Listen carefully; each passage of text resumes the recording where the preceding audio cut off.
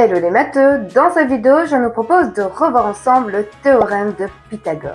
Alors, prête à devenir des experts? C'est parti!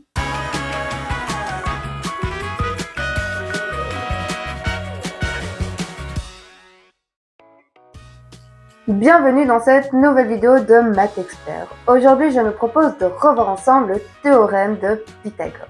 Nous allons prendre le temps de le comprendre, de l'appliquer et nous terminerons avec un petit exercice pour vérifier comment tu t'en sors.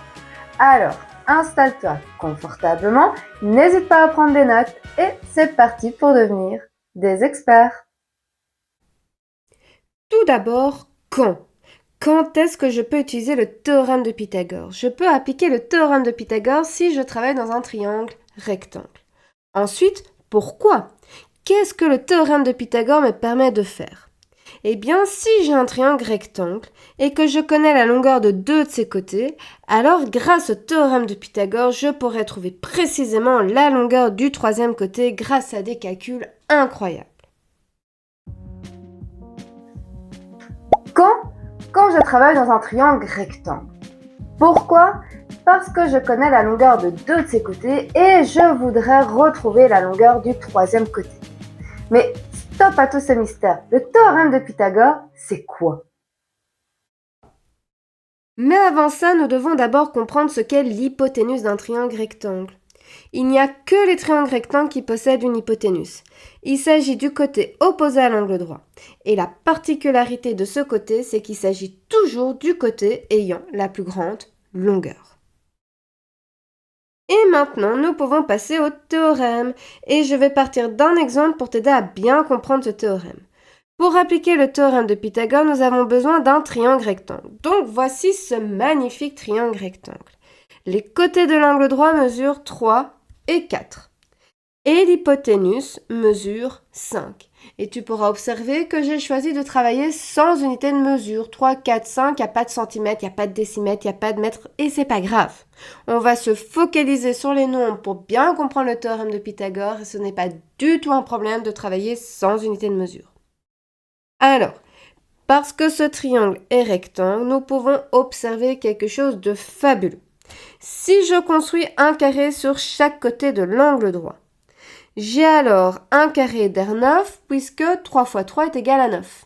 Et j'ai un deuxième carré d'R16 puisque 4 fois 4 est égal à 16. Et je construis un carré sur l'hypoténuse. J'ai alors un carré d'R25 puisque 5 fois 5 est égal à 25. Et ce que nous pouvons observer, c'est que 25 est égal à 9 plus 16. L'aire du carré mauve, construit sur l'hypoténuse, est égal à la somme des aires des carrés bleus, des carrés construits sur les côtés de l'angle droit. Et ça marche parce que le triangle est rectangle. Et ça marchera toujours si le triangle est rectangle. Un truc qui aide vraiment bien à mémoriser quelque chose de nouveau, c'est de créer des images mentales dans sa tête. Donc essaye d'associer le théorème de Pythagore à cette image. Et je vais même t'en proposer une autre pour t'aider encore plus. Reprenons le triangle rectangle de côté 3, 4 et 5. Nous avons construit un carré sur le côté de l'angle droit qui mesure 3. Donc l'aire de ce carré vaut 9. On peut donc le recouvrir avec 9 petits carrés de côté 1. Ensuite, nous avons construit un deuxième carré sur le deuxième côté de l'angle droit. Et comme ce côté-là mesure 4, l'aire de ce carré vaut 16. On peut donc le recouvrir avec 16 petits carrés de côté 1.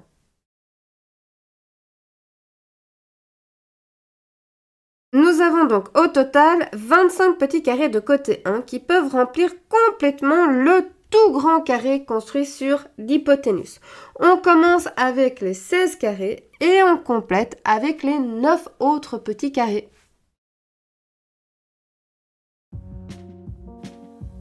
Et nous pouvons passer à l'énoncé du théorème de Pythagore. Et ce théorème peut être formulé de deux façons différentes. Une première formulation, plutôt visuelle, parle de carré en tant que figure géométrique.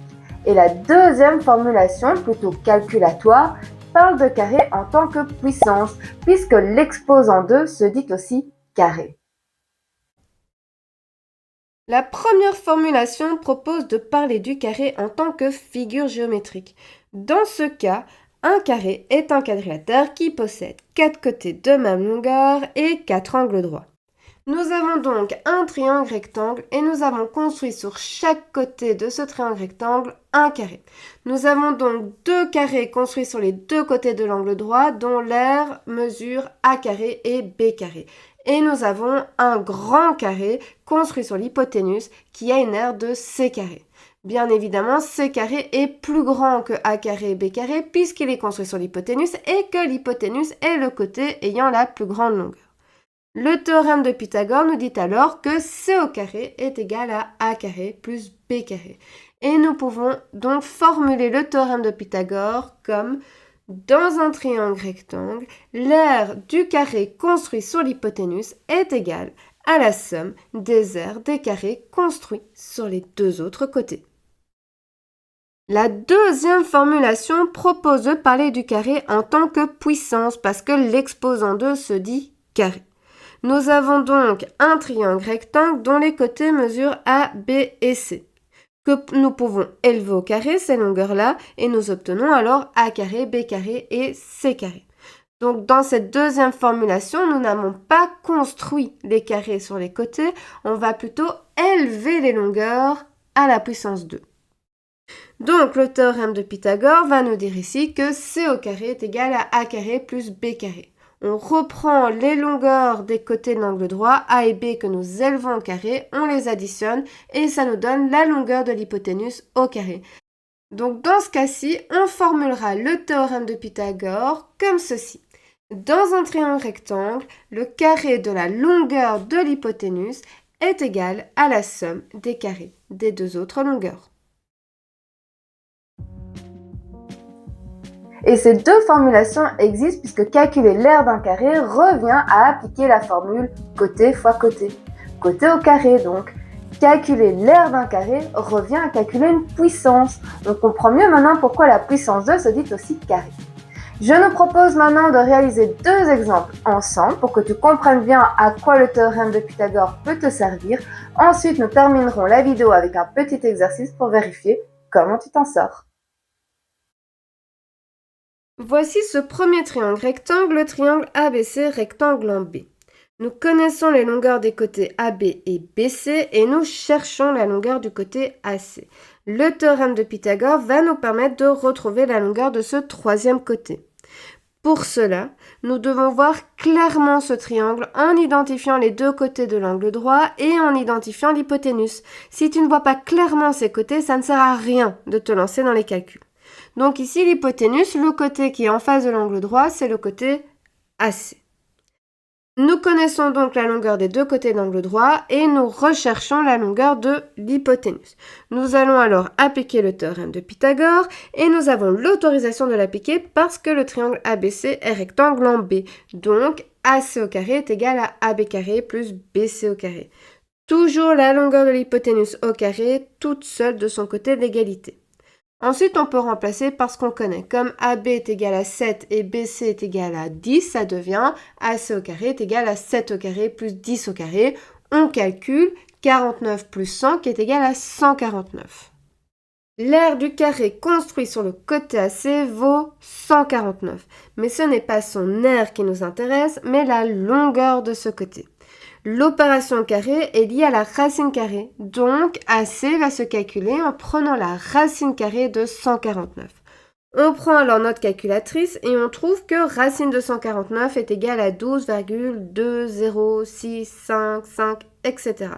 On arrondit au centième près et cela donne environ 12,21. Cela signifie que le côté AC mesure environ 12,21. Pour le deuxième exemple, voici le triangle DEF rectangle en E. Nous savons que le côté EF mesure 4, le côté DF mesure 9 et nous cherchons la longueur du troisième côté du côté DE. Comme le triangle DEF est rectangle, nous allons pouvoir appliquer le théorème de Pythagore, mais pour cela, nous devons avoir un regard bien clair sur ce triangle. L'hypoténuse du triangle DEF est le côté DF. Et nous cherchons donc la longueur d'un des côtés de l'angle droit. Donc pas le théorème de Pythagore.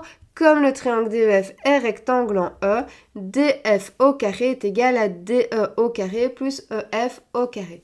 Toujours la longueur de l'hypoténuse au carré, toute seule de son côté d'égalité. Que nous la connaissons ou que nous la recherchons, ça n'a aucune importance, c'est toujours la longueur de l'hypoténuse au carré qui est toute seule de son côté d'égalité. D'où l'intérêt, si ça peut t'aider, de mettre l'hypoténuse en couleur. Comme ça permet de te rappeler ce qui est en couleur est tout seul de son côté d'égalité. Ensuite, on peut remplacer par ce qu'on connaît. DF est égal à 9 et EF est égal à 4, donc 9 au carré est égal à DE au carré plus 4 au carré.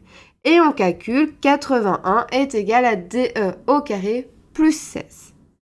Quoi plus 16 est égal à 81? Qu'est-ce qu'il faut ajouter à 16 pour arriver à 81? Pour le trouver, il suffit de faire une soustraction. Regardons ce qui manque à 16 pour arriver à 81 en faisant 81 moins 16 qui est égal à 65.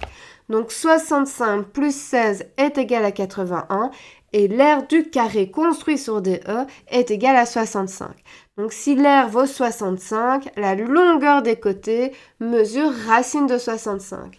On prend notre calculatrice et on trouve que racine de 65 vaut environ 8,06. Donc le côté DE mesure environ 8,06. Vérifions maintenant si tu as bien compris. Voici deux triangles rectangles. Pour chacun d'eux, nous connaissons deux longueurs et nous cherchons la troisième. Et on va se mettre d'accord sur l'arrondi. On va continuer à arrondir au centième près comme pour les exemples. Alors, prends une feuille et de quoi écrire. N'oublie pas ta calculatrice. Appuie sur pause pour te laisser le temps de faire tranquillement cet exercice. Et dès que tu seras prêt ou prête à entendre la correction, il te suffira simplement d'appuyer sur play pour relancer la vidéo.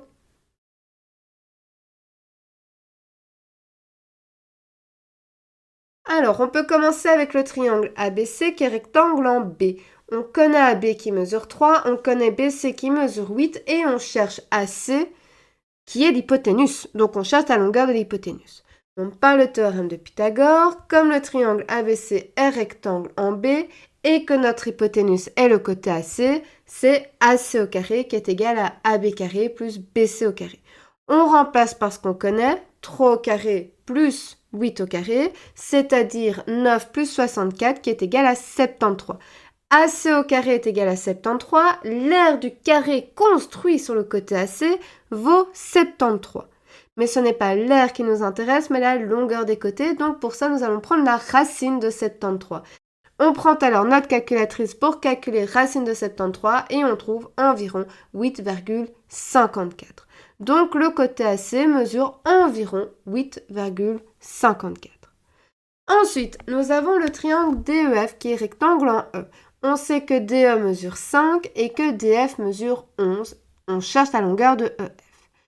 On cherche la longueur d'un des côtés de l'angle droit parce que l'hypoténuse de ce triangle rectangle est DF. Donc, pas le théorème de Pythagore. Comme le triangle DEF est rectangle en E et que c'est DF l'hypoténuse, c'est DF au carré qui est égal à DE au carré plus EF au carré. Donc, 11 au carré est égal à 5 au carré plus EF au carré. 121 qui est égal à 25 plus EF au carré. 25 plus quoi est égal à 121? Petite soustraction pour savoir ce qui manque. 121 moins 25 est égal à 96. Donc EF au carré est égal à 96. EF tout court est égal à la racine de 96 qui vaut environ 9,80.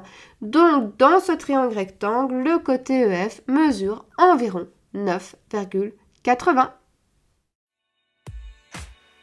Et voilà, j'espère que cette vidéo t'aura aidé. N'hésite pas à le dire en commentaire. Et si tu as des questions, tu peux également les déposer en commentaire et j'essaierai d'y répondre du mieux que je peux. De plus, n'hésite pas à aller checker la description de cette vidéo. Tu y retrouveras différents liens qui ont pour unique but de t'aider à renforcer ta compréhension. Car la règle d'or pour réussir en mathématiques reste toujours la même, faire régulièrement des exercices à la maison. Quant à moi, je te dis à très bientôt pour une prochaine vidéo.